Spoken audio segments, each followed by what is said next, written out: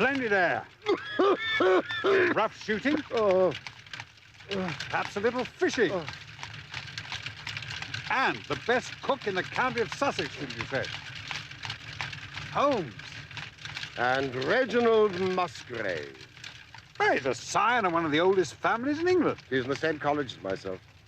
He was not generally popular among the undergraduates, but it always seemed to me that what was set down as pride was really a cover for extreme natural diffidence. Indeed, I never think of his pale, lean face and the poise of his head without associating him with grey archways, mullioned windows, and all the venerable wreckage of a feudal keep. If you feel so uncharitable, why did you accept his invitation? To escape my lethargy. And your constant bullying to tidy our room in Baker Street. Oh, hardly constant. So I have decided to devote my weekend to the collating of some of my early work. Your early work? Yes, before my biographer came to glorify me. You mean you have records of your early work? Not all successes, but some pretty little problems. A record of the Tarleton murders, the case of Vanbury, the wine merchant, the adventure of the old Russian woman, a full account of Ricoletti, of the clubfoot and his abominable wife, and the singular affair of the aluminium crutch. Aluminium crutch? Now, that was something a little recherche. I wish I had notes of these cases. Yes, my boy. Well, it may hold my interest for a few hours while you potter with our host through the antiquities of a bygone age. Surely the house interests you. The house is freezing, Watson. It's history. The people in it. On your previous visit, I remember you telling me that you enjoyed some lively conversations with the butler. What's his name? Brunston? Oh, Brunton. A young school teacher out of place. Did he not speak several languages? He played nearly every musical instrument. A man of considerably more intellectual ability than his master.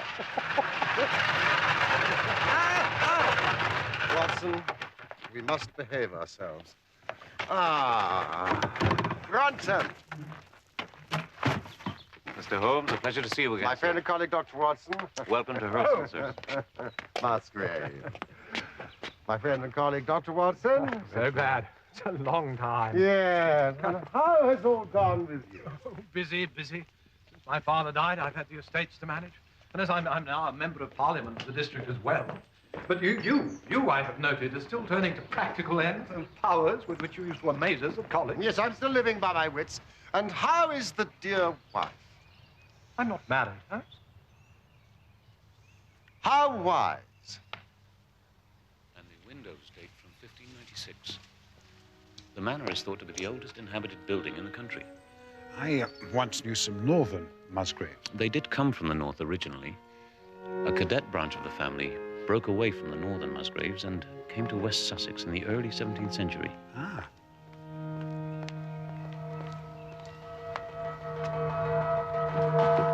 Holmes.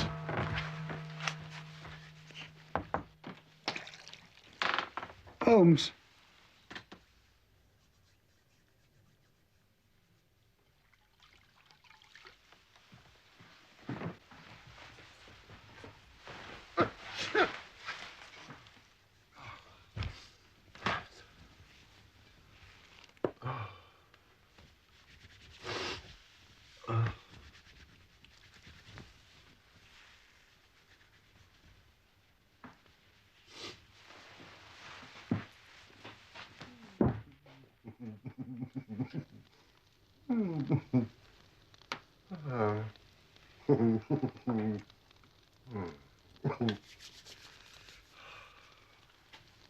More brandy, sir? No, Brunton. Well,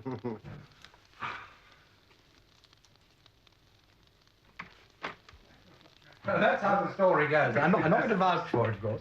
But the commission is over here. It's signed by Prince Rupert.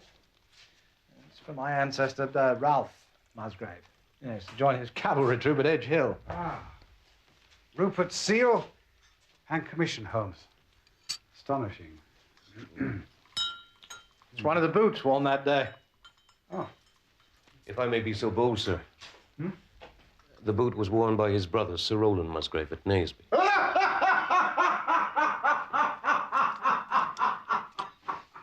was it indeed?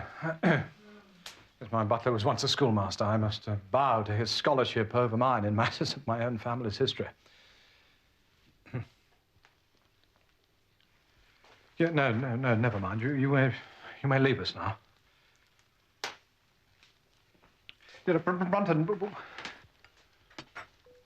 where is Rachel tonight? She has a slight distemper, sir. I told her to go to her room.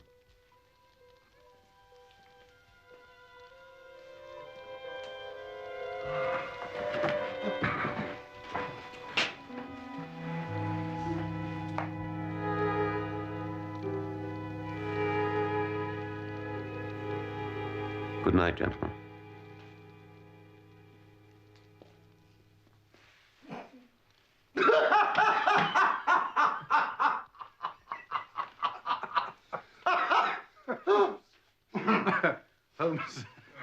Holmes has told me of Brunton's extraordinary gift. I remember my last visit. He spent several hours explaining to me in French the origins of the piccolo. It is wonderful that he should have been satisfied for so long with such a position. But I suppose he's been comfortable and lacked the energy to make a change. Oh, yes, indeed. The butler of Hurlston. It's always a thing that is remembered by all who visit us. Oh, dear Musgrave. However, this paragon does have one fault. Bit of a Don Juan.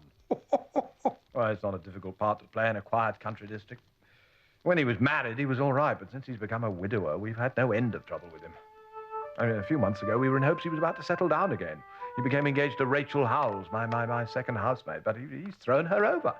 Taken up with Janet Tregallis, my gamekeeper's daughter.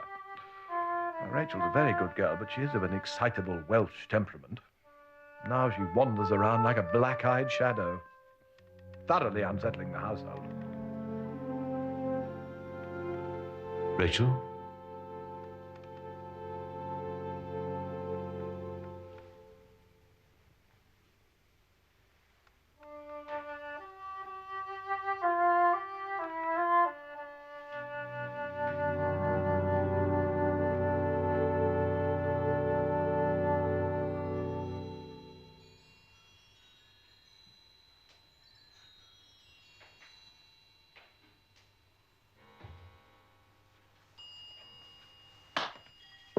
Good morning, Holmes.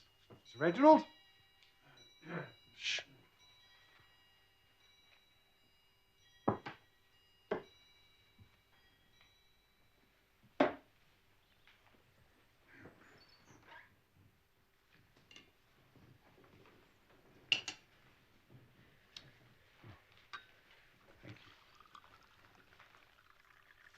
Where's Brunton this morning? It's all right. It's all right. It's nothing. No. Nothing. It's all right. It's all right. The girl is fainting, Watson. My dear young woman, you should not be at work. You should be in bed. You may leave your duties, Rachel. Come back when you're feeling stronger. Oh, I am strong enough, sir. I'll be the judge of that. You must go to your room. No. Lie down. And on your way, tell Brunton that I wish to see him. The butler's gone.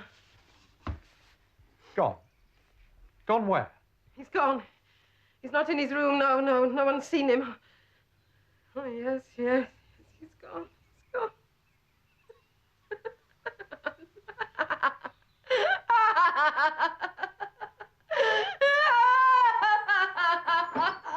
It's all right. It's all right. Jen. Don't let her harm. Straight to her room. Don't let her harm. Gently, Rachel. It's all right. Gently, Rachel. Gently.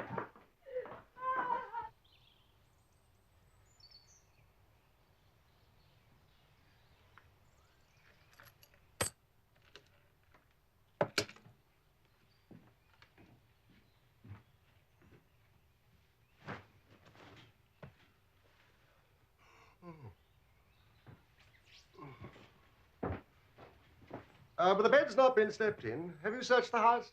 Oh, from cellar to garret. The girl was right. There's no trace of him. He's gone. Difficult to see how a man could have left. I mean, the windows and doors are all fastened. And what man goes away in the middle of the night and leaves all his possessions behind? Money, watch.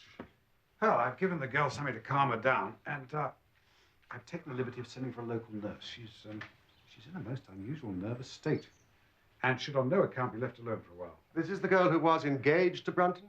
Rachel Howells, yes. A girl with a fiery Welsh temper. Oh, Watson. Well, gentlemen, look, I have no intention that this small domestic incident should ruin your weekend. I propose we continue our plans for a shoot. And we'll return, hopefully, to some simple explanation.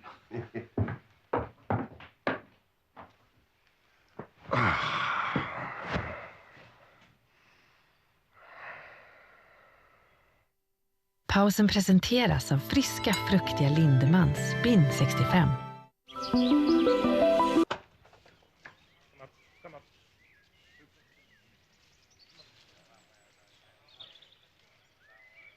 Oh!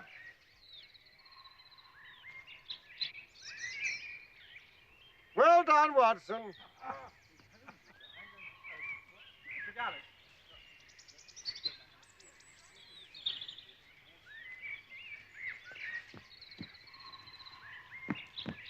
Holmes. Holmes, I was telling Watson, something happened last night which may throw some light on this matter. Well, this is very embarrassing, but I find I need your advice. I couldn't sleep after foolishly taking that cup of café noir after dinner. And about 2 o'clock, I gave up the struggle. I came downstairs to fetch a novel I'm reading, which I'd left in the library. Well, you can imagine my surprise when I saw a glimmer of light coming from the open door. I remembered I'd extinguished the lamp and closed the door when we retired. Naturally, my first thought was of burglars.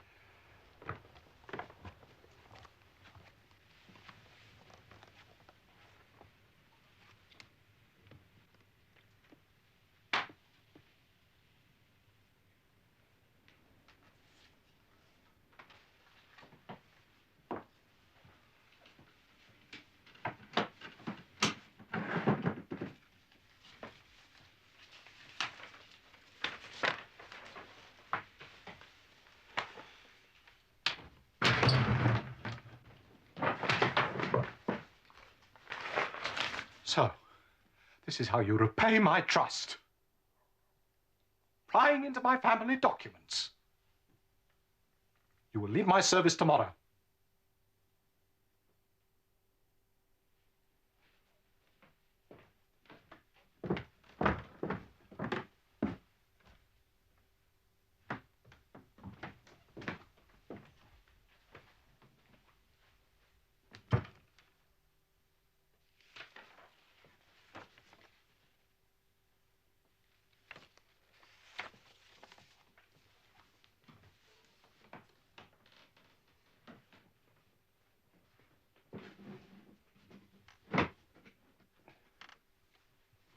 Mr. Musgrave, sir.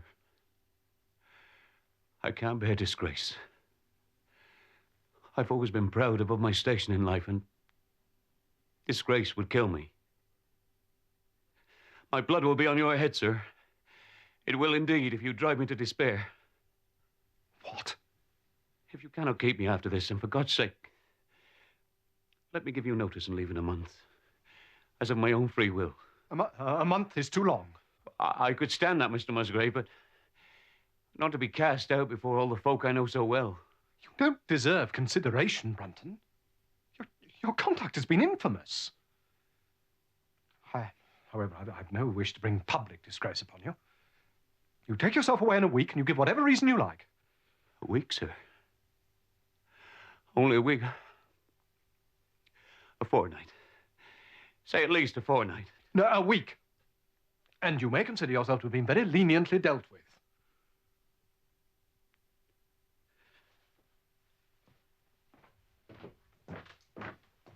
But what is strange is that he seemed most anxious to stay.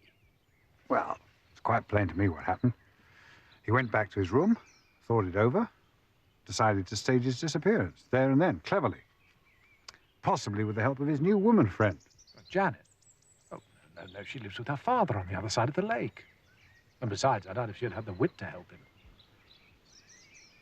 This piece of paper, which Brunton thought worth his while to consult, even at the risk of losing his job.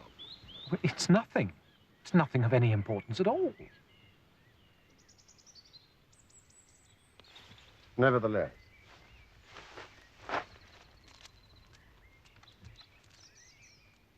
It's simply a copy of the singular old observance called the Musgrave Ritual. A ceremony peculiar to our family, which each Musgrave has to go through on his coming of age. It's a strange catechism. Undated, but written in the style of the middle of the 17th century. Would you and Watson be good enough to read it out to me? Oh, Doctor, I know it by heart. Whose was it? His who is gone, Who shall have it? he who will come. Where was the sun? Over the oak, Where was the shadow? under the elm. How was it stepped? West 8 by 8, south 7 by 7, west 6 by 6, south 5 by 5, and 2 by 2, and so under. What shall we give for it? All that is ours, Why should we give it? for the sake of the trust.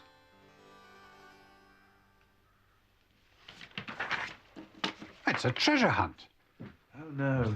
I remember as children, we often tried to solve it. It leads nowhere. Could Brandon have seen this before last night? It's possible. We took no pains to hide it.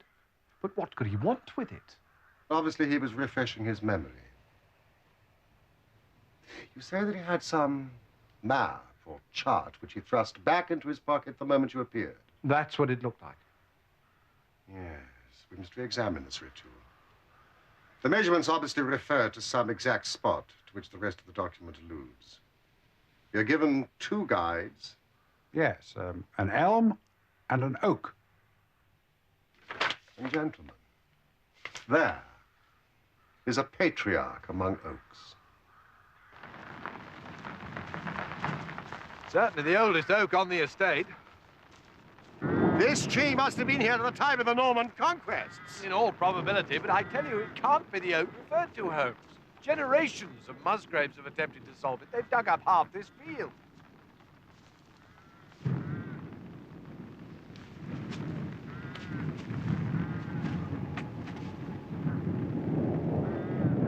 You are right, Musgrave. This is not the oak referred to in the ritual. Are there any other large oaks in the immediate vicinity? Not within a mile of the house.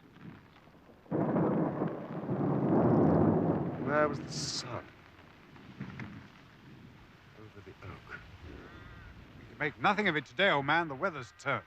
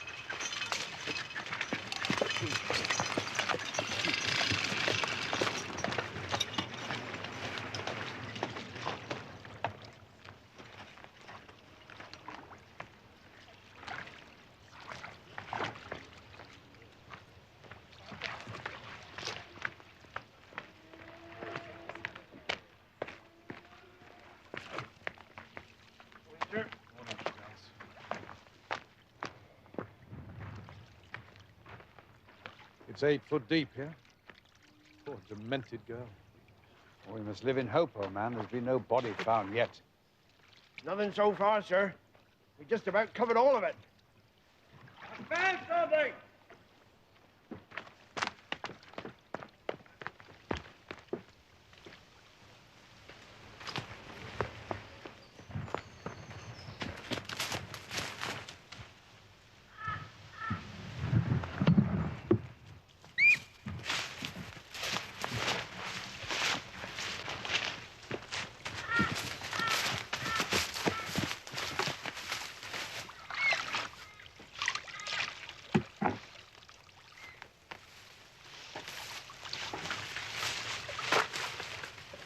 What does it contain?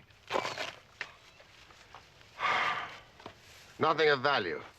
Could have been thrown in by anyone at any time. No, recently, or the water would have rotted the bag. The maid last night. Well, it would explain her journey to the mere, but then Where did she go? Pausen presenteras av eleganta Berga Lindemans bin 99. There's nothing here, Holmes. It's just a mass of rusted and discolored metal and some pebbles. And where is Brunt? Or Rachel? Why should anybody bother to throw this into the lake?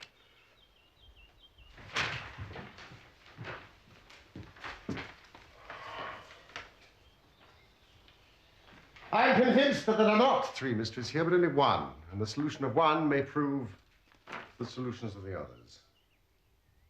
Evidently, Brunton saw something in this which escaped your forebears, Musgrave, from which he expected some personal advantage. If I can read it aright, I hold in my hand the clue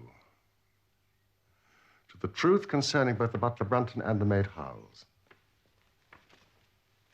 Where was the sun over the oak? Where was the shadow under the elm?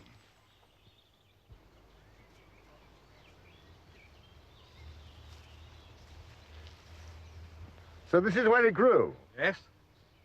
I suppose it's impossible to tell me how high it was. Oh, I can give you that at once.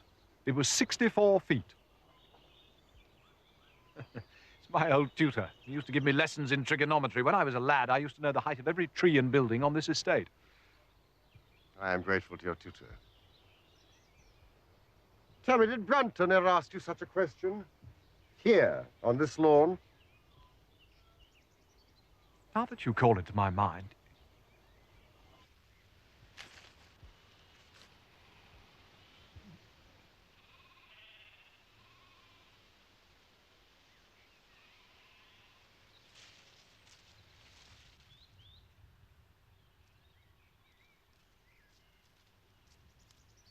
Brunton? What are you doing here? Enjoying the evening, sir. This is my private lawn. You'll pardon me for asking, sir. The elm that once stood here, that was struck by lightning. You wouldn't remember the height of it, would you, sir? Well, why should you want to know that? Well, I'm arguing with Mr. Tregallis about it. I say it was 50 feet. He puts it higher. More wager on it. Oh, well, you've lost your wager, Brunton. It was 64 feet. Ah, was it? I shall just have to be a good sport and pay up then. Thank you, sir.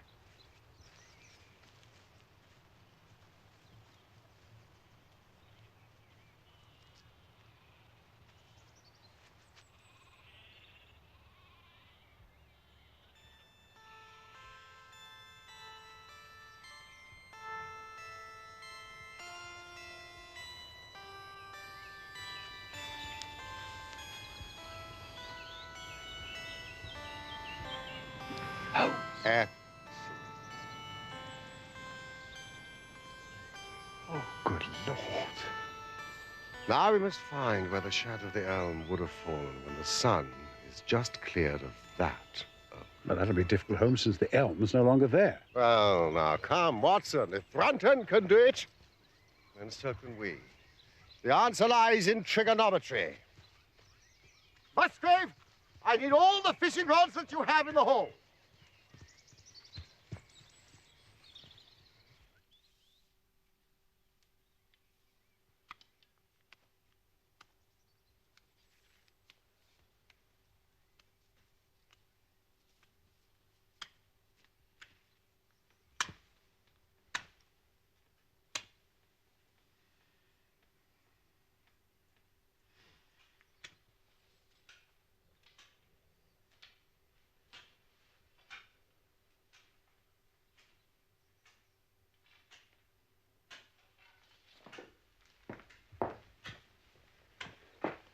Holmes, Yes? I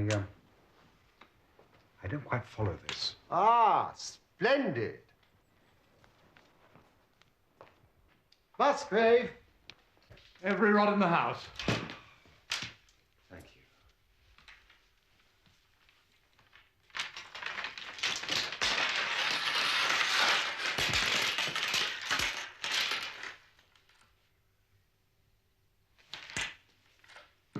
Measuring stick, please, Watson.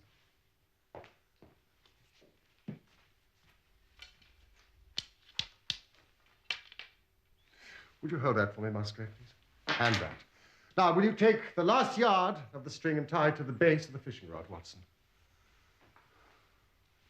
Yes. When you've done that, would you bring the ritual and join me on the lawn?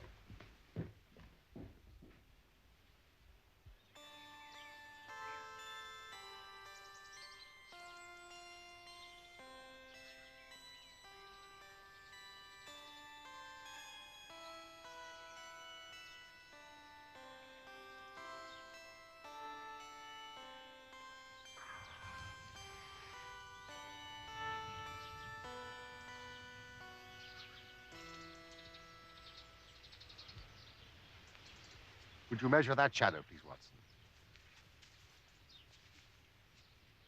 9 feet. So the calculation is now a simple one. If a fishing rod of 6 feet throws a shadow of 9 feet, then a tree of 64 feet would throw one of... 98. 96. Yes, of course. And the line of one, of course, would be the line of the other.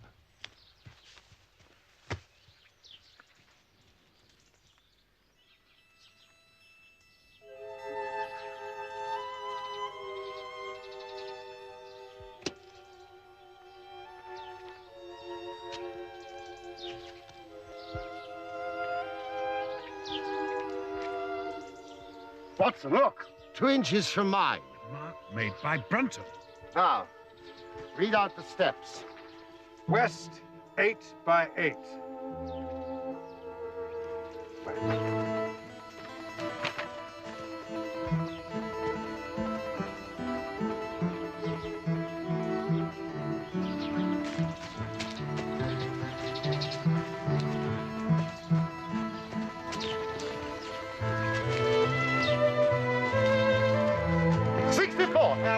South. 7 by 7.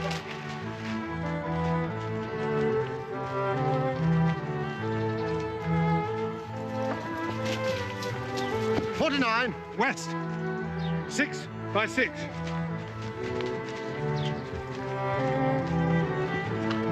36 and... South, 5 by 5.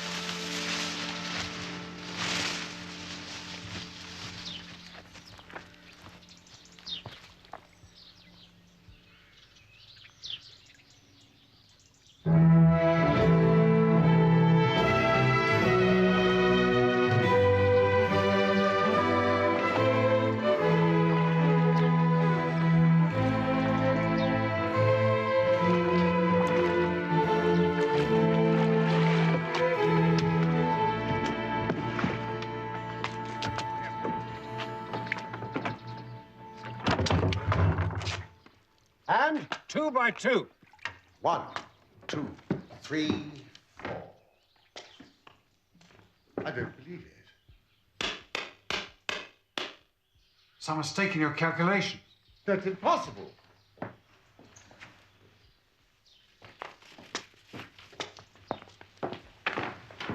Brunton hasn't been here. 2 by 2 and so under. These stones haven't been moved in many a long year. Holmes, you've forgotten the and under. Is there a cellar under here? As old as the house.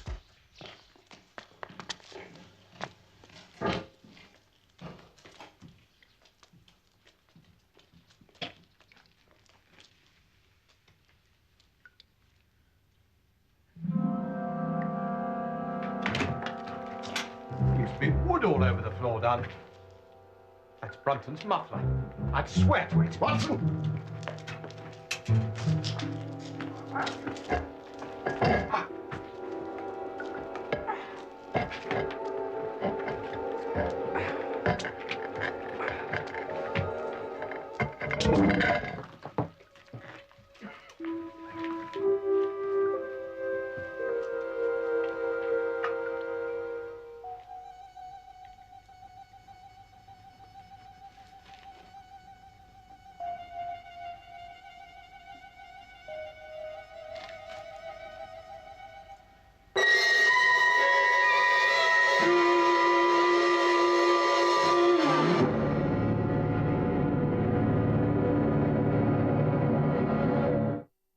Pausen presenteras på ett smakrikt sätt av Lindemans Spinn 45.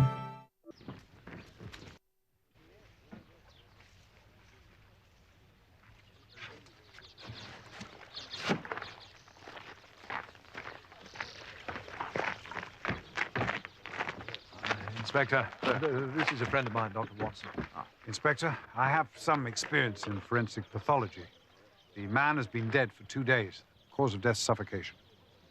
No wound or bruise on his person, sir? None.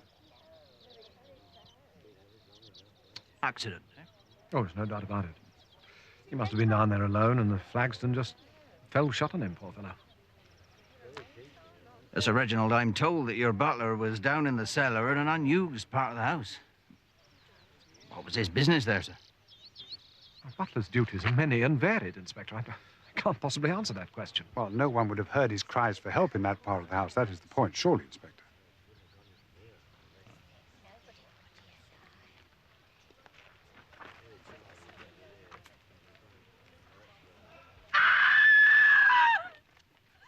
Alice. Rachel! She done it! She killed him! That's why she ran away! Tregallis. Rachel? It's nothing. The servants are naturally upset. Well, who is this Rachel? One of my housemaids. She was engaged to Brunton. Do please cover him up. When he disappeared, she became ill and left. Well, I shall want to see her. I shall want to see that young woman also. Sergeant? All right, take this. Doctor, please.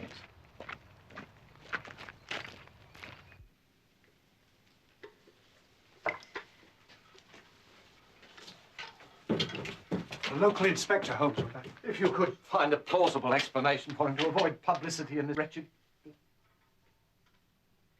I must confess that so far I am disappointed in my investigation.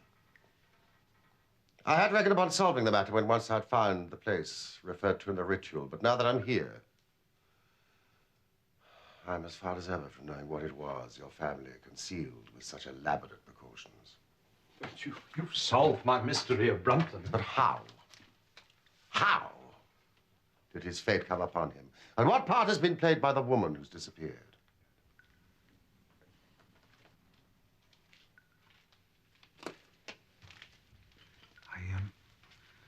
I should explain Holmes' methods in such cases. He puts himself in the man's place, having first gauged his intelligence.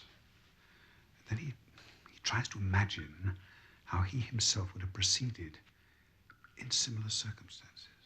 In this case, Brunton's intelligence is first rate. So you see, it is unnecessary to make allowance for the personal equation. As the astronomers have dubbed it.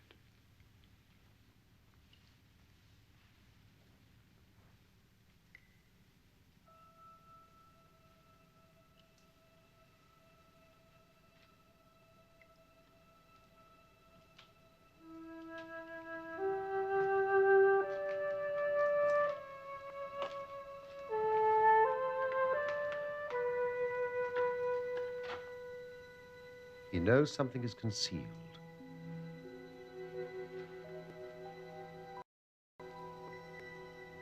He has spotted the place.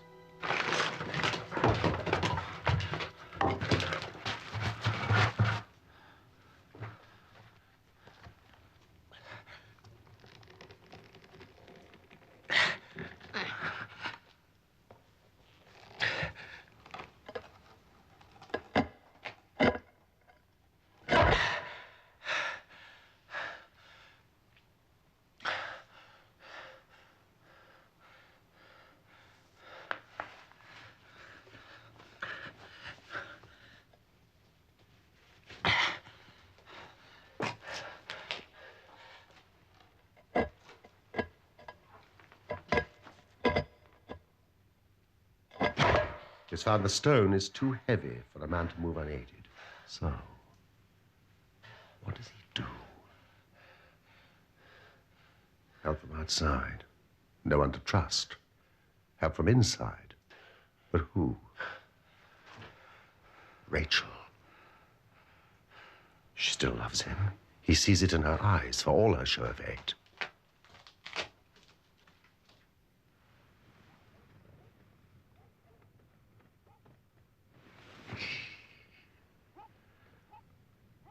I'm here to say I'm sorry, my love. I'm a foolish man. I don't deserve you. You don't. Forgive me, Rachel. Why? There's no one else for me. No, never has been. You know that. As this house, it eats into your soul. Let me take you away from here. We'll start afresh. Your promises. Oh, Richard, you make them so freely. You've never loved me. Oh, you're wrong. Oh, I love you for your beauty and your spirit. We're a perfect match. With my brains and your heart. What do we want with service to others? The world is out there calling us, my love. And how do we get out there with no money? We'll have all the money we need. I've found something in this house all them country squires have missed. Now I've found it and I'm ready to go. But not without you. I couldn't live without you. I'm to be your husband, Rachel.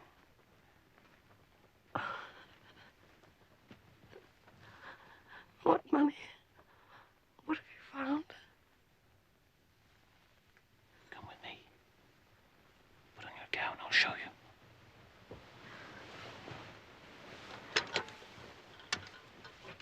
Softly now.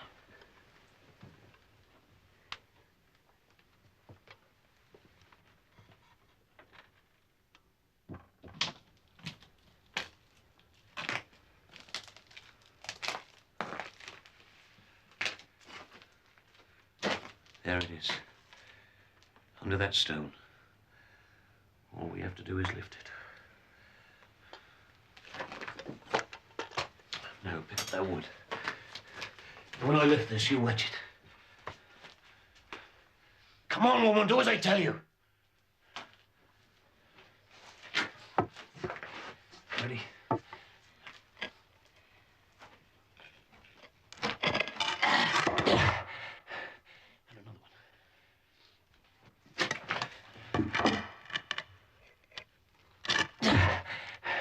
And that one over there.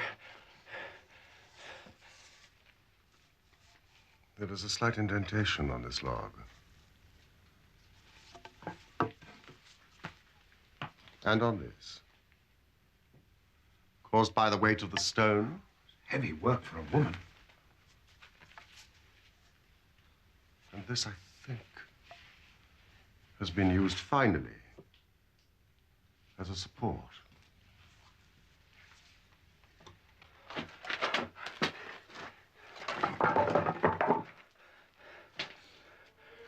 There's our treasure. That box has lain there for 2 centuries or more. Going to steal it? How can you steal what nobody knows exists? Well, how did you know then? Brains, my girl. History and mathematics. Here, hold the light for me.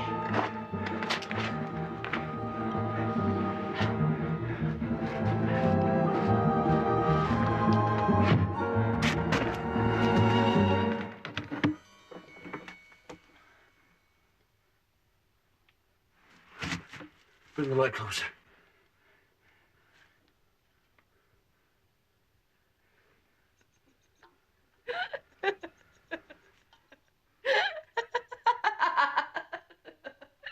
Make our fortune. Oh, yes, that's a fine promise. Quiet. There must be some value in it. Clever are you? Oh, pride more like. Oh, better than your masters. Quiet, woman. I know your cleverness. Husband, you just needed me to help you. If it had been treasure, you'd have been off and away without me. You'd have gone with her. You're a fool if you believe that.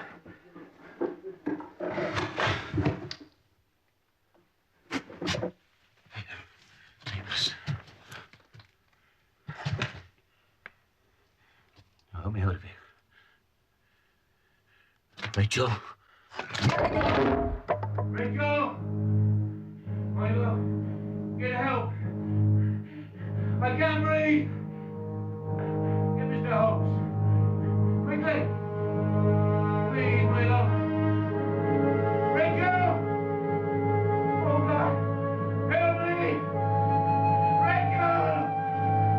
Rachel! Help! Rachel, help me!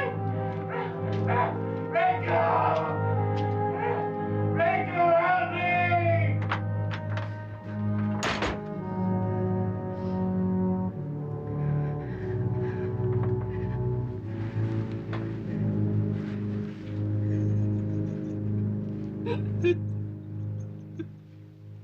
That would explain her blanched face and her fevered brain at breakfast the next morning. Nothing but fungi. What was in the box, Holmes?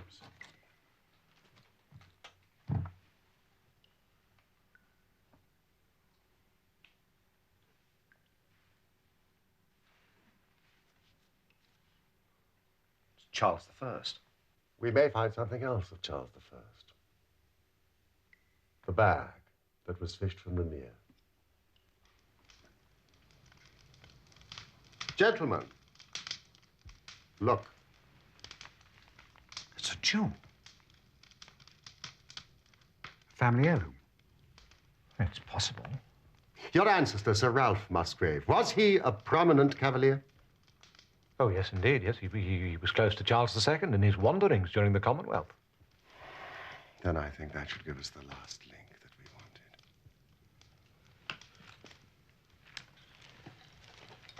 Gentlemen, you must bear in mind, when the royal party were driven into exile, they probably left many of their most precious possessions buried behind them, with the intention of returning for them in more peaceful times. Gold, Musgrave. Watson, I believe you have in your hand a relic which is not only of great intrinsic value, but also of great importance as a historical curiosity. What is it? Nothing less than a fragment of the ancient crown of the kings of England. The crown? Oh, no, Holmes, it's too fanciful.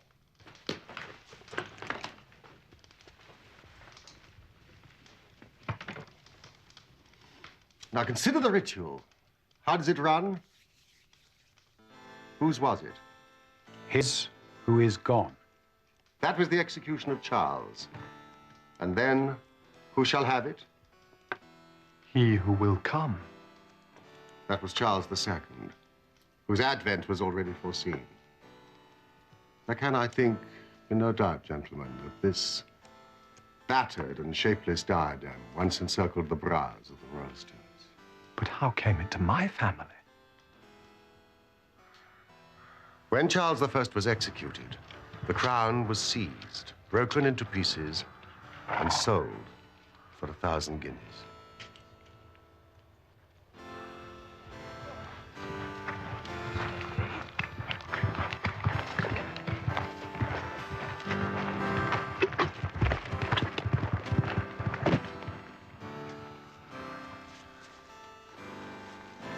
Since then, there has been no trace of it. Until now. But why did Charles not get it back on his return? That is a question which may never be answered. When your ancestor died, by some oversight, he left this guide to his descendant without ever explaining the meaning of it. Father to son. Until at last, it came within reach of a man who tore its secret out of it and lost his life in the venture. Rachel!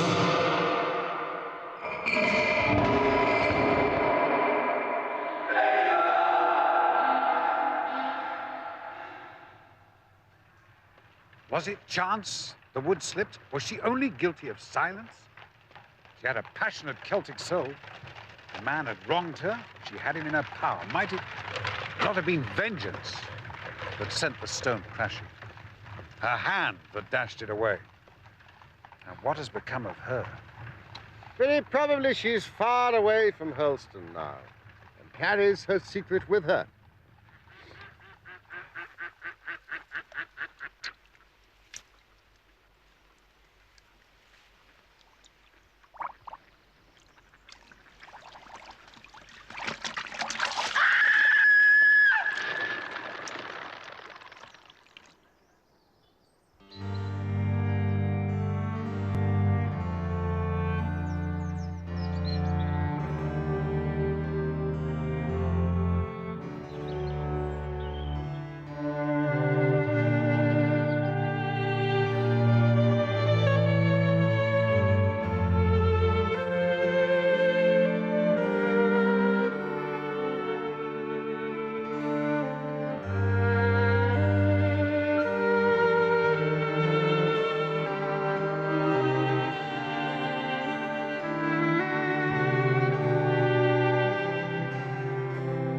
Det ska handla om verklighetens brott här i kanal 9 senare i natt.